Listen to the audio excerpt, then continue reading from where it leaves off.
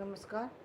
MSD 6 के अंतर्गत आज हम वापस से प्रगतिवादी साहित्य चिंतन के विषय में ही चर्चा करेंगे।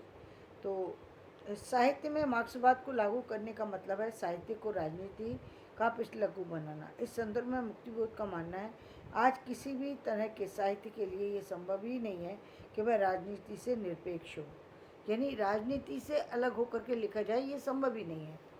ये ध्यान में रखने की बात है कि एक कला सिद्धांत के पीछे एक विशेष जीवन दृष्टि होती है, उस जीवन दृष्टि के पीछे एक जीवन दर्शन होता है।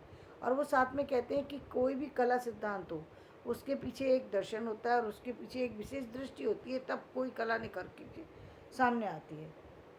मार्क्स के ऊपर उद्धृत कथन से जाहिर है कि साहित्य व्यक्ति की अंतर प्रेरणा का परिणाम ही नहीं होता, वह परस्पर विरोधी सामाजिक और सांस्कृतिक शक्तियों के संघर्ष का परिणाम होता है। यह राजनीतिक और विचारधारात्मक प्रेरणाओं से स्वतंत्र और निरपेक्ष नहीं रह सकता। यहाँ फिर से मुक्तिबोध का कथन उद्धृत करना प्रासंगिक होगा। उनके अनुसार ये कहना बिल्कुल गलत है कि राजनीतिक प्रेरणा कलात्मक प्रेरणा अथवा विशुद्ध दार्शनिक अनुभूति कलात्मक अनुभूति नहीं होती। यह बशर्ते कि वह सच्ची वास्तविक अनुभूति हो, छंदजात ना हो। साहित्य का राजनीति और विचारधारा के पास इसलिए नहीं जाता कि वह राजनीति और विचारधारा के क्षेत्र में किसी तरह का परिवर्तन करना चाहता है। मुक्तिबोध के अनुसार उनका मकसद तो मानव जीवन को बेहतर और उसे शोषण उत्पीड़न से मुक्त कराना है। तो यानी एक तरफ से मुक्तिबोध जो है राजनीति को से प्रभावित भी हैं और राजनीति से अलग मानना चाहते हैं। और मार्क्सवाद को में कहा गया कि उन्होंने कि कोई मार्क्सवाद जो है वो राजनीति का पृष्ठलघु है। उनका ऐसा मानना है कि वो राजनीति के ही पीछे पड़ा रहता है, इसीलिए और उसी के बारे में चर्चा करता है कि उसको शोषण मुक्त समाज, एक जैसा समाज या और तरह की बातें। और साहित्य पर इसका प्रभाव नहीं होता बल्कि साहित्य पर जो है कलात्मक प्रभाव होता है, उसकी विचारधारा का प्रभाव होता है। लेकिन किसी भी विचारधारा, किसी भी थॉट के पीछे जो एक बहुत बड़ी शक्ति छुपी होती है, जो व्यक्ति की जो अंतःप्रेरणा होती है, उसका परिणाम होती है। तो ये अंतःप्रेरणा का परिणाम किस तरीके से देखिए, भारतेंदु युग में हम चले जाएं तो भारतेंदु जी की एक सबसे बड़ी विशेषता ये रही कि भारतेंदु जी ने उस समय की स्थिति, राजनीतिक स्थिति थी, राजनीतिक स्थितियाँ क्या थी कि राजनीतिक स्थिति थी कि उस समय विक्टोरिया का समय था और रानी विक्टोरिया के समय में उनसे विरोध करके आगे बढ़ना संभव नहीं था।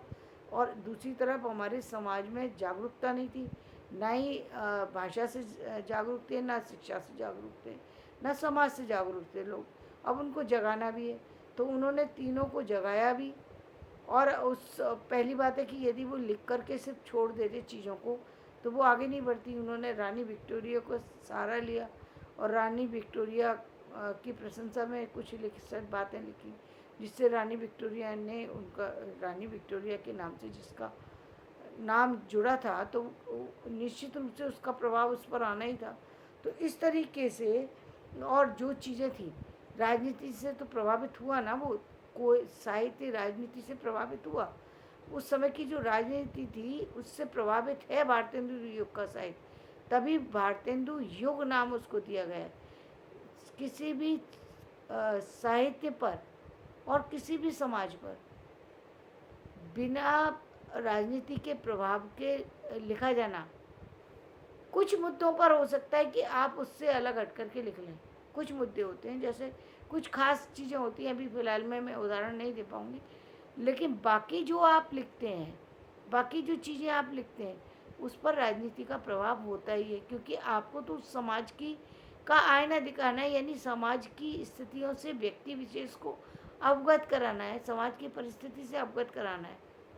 तो आप कैसे बताएंगे? अब जैसे आप देखते हैं कि जो सांप और नेवले की कहानी है और पंचतंत्र में जो दी गई है, जहाँ पर एक ये दिखाया गया है कि वो जो नेवला जो है वो उसने उसकी रक्षा की, लेकिन क्या क्या बोलते हैं, उसके बच्चे की रक्षा की, लेकिन एक जो वो स्त्री थी उसने बिना सोच विचार के जब कार्य किया तो उसने उसी नेवले को मार डाला जिसने उस सांप से उसकी उसके बच्चे की रक्षा की थी।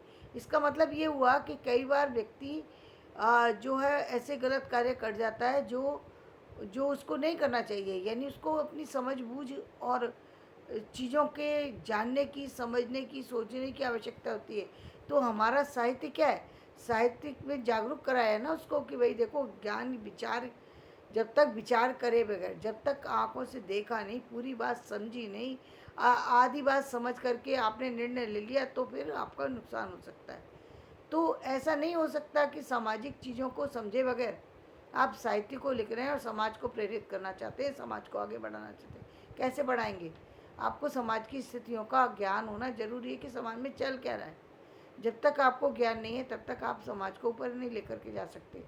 जैसे ये चीज़ आपको प्रेमचंद जी के साहित्य में भी आपको नजर आएगी कि प्रेमचंद जी ने भी वही किया है कि साहित्य में बार बार उन उन स्थितियों को ला करके उन चीज़ों को दिखाने की कोशिश की है जो कि कहीं ना कहीं दबी कुचली हुई होती हैं, लेकिन किस कारण से वो उस पर समाज की का जो है समाज कैसे उन्हें बचा सकता है, उन्होंने दोनों चीज़ें दिखाने की कोशिश की है कि व्यक्ति कैसे एक समाज को सुरक्षित कर सकता है। एक गांव की एक अनपढ़ सी महिला, एक सामान्य सी महिला, और उसने उस भूमिका को अदा कर दिया जो बड़े बड़े पढ़े लिखे और समझदार लोग नहीं कर सकते। उसने जब वो गोबर की पत्नी वहाँ पर आती है और वो जब गोदान में जब वो कहती है जब उसको पता लगता है कि ये विधवा थी और शादी से पहले ही, और ये जो है एक ऐसी स्थिति में आ गई है जो बच्चे की माँ बनने वाली है, तो उस स्थिति को उसने समझ कर के उसको अपने घर में, जब सारे गांव विरोधी है, अपने घर में रखने के लिए इसलिए स्वीकार किया क्योंकि वो उससे बात समझ चुकी थी। यदि मैंने इसे ठुकरा दिया तो फिर ये कहीं की नहीं रहेगी। तो ये बात बड़े बड़े लोग नहीं समझ पाते। तो साहित्य का धर्म क्या है? साहित्य का धर्म तो यही है ना कि लोगों को जगाना कि उन स्थितियों से जागो भाई, कहाँ सो रहे हो, कैसे बचाना और कैसे आगे बढ़ना है, समाज की क्या स्थितियाँ हैं, इससे अवगत कराना ही साहित्य का धर्म है।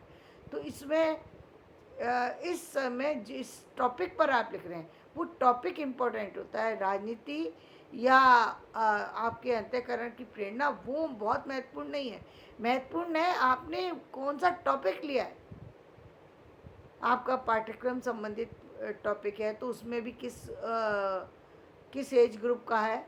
यदि आपका पाठ्यक्रम से अलग है तो वो किसके लिए, सबके लिए है, तो क्या सब लोग उसको पढ़ सकते हैं। प्रगतिवादी साहित्य का मतलब ही है कि प्रगति के लिए प्रेरक करने वाला साहित्य हो। तो साहित्य चिंतन के क्षेत्र में जब हम इस तरह की चीज़ों को लेकर के जब हम चलते हैं तो हमें एक खुले आसमान के नीचे राजनीति को भी रखना पड़ेगा, चीज़ों को भी रखना पड़ेगा और टॉपिक को रखना पड़ेगा। मूल आता है आपका टॉपिक क्या है। टॉपिक पर यदि राजनीति को लाना आवश्यक है तो आपको लाना ही पड़ेगा। यदि लाना आवश्यक नहीं है, कुछ ऐसा गूढ़ विषय है जहाँ पर उसका मतलब ही नहीं बनता, तो आप उसको छोड़ सकते हैं। बहुत सारे टॉपिक ऐसे हैं, बहुत सारी चीज़ें। तो मूल बात होती है आपका टॉपिक क्या है। यदि आपका विषय समाज को कहीं और इस तरह की गतिविधि से परिचित कराना है तो आपको राजनीति लाना पड़ेगा। यदि आपको समाज की किसी और अन्य गतिविधि से अवगत नहीं कराना तो उसमें राजनीति को छोड़ा भी जा सकता है। धन्यवाद। मैं अपना वीडियो यहीं समाप्त करती हूँ। मेरा वीडियो पसंद आए लाइक करें, शेयर करें, सब्सक्राइब करें।